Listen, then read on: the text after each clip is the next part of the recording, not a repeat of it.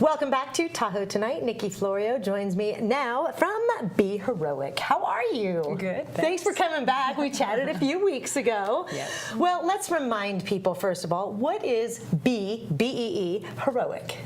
Be Heroic is a pollinator and climate project, and we work with different communities, informing them about what is happening with pollinator losses and how it's going to impact soils, plants, pollinators, and economies within the next handful of years. And then the second portion of our project deals with climate engineering. That's huge. That's a big chunk. I mean, I'm learning just kind of the tip of the iceberg with what's happening. You guys are doing good work and information that people need to know about. So you let people know what's going on with pollinators and how their losses impact the environment, economies, and societies. Tell me a little bit about the climate portion of your project. For about 20 years, I was involved in environmental education and sustainability and green living, and when I was doing most of that, the bulk of that, I was in Lake Tahoe, and I started noticing weather anomalies and things like that. And when I put all the symptoms together with what was happening with the plants and what was happening with the weather systems and what was happening with animals, how they reacted after storms, and then huge weather whiplash events, I started looking into climate engineering.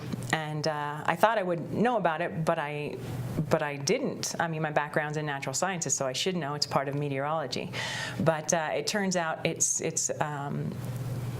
been going on for over 70 years, but the last handful of years, they've really ramped it up. The technologies are extraordinary. So we discussed the scope of technologies and the impacts, again, on everything from forest ecosystems to human health and how they will eventually impact economies. Wow. So is that geoengineering? You wanted to touch on that a little bit today. Let's expound on that. Oh, okay. So geoengineering in a science format is designed for two things: for solar radiation management, reflecting sunlight back into the atmosphere, and for carbon dioxide removal, taking carbon out of the atmosphere. And so there's different technologies for these.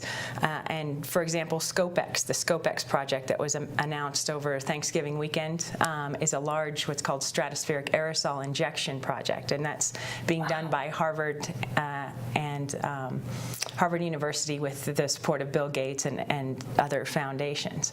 And that's designed to dim out the sun. They call it a sun dimming project. Unfortunately, that has horrific impacts on anything that needs sunlight to live. It has big impacts on insects and animals.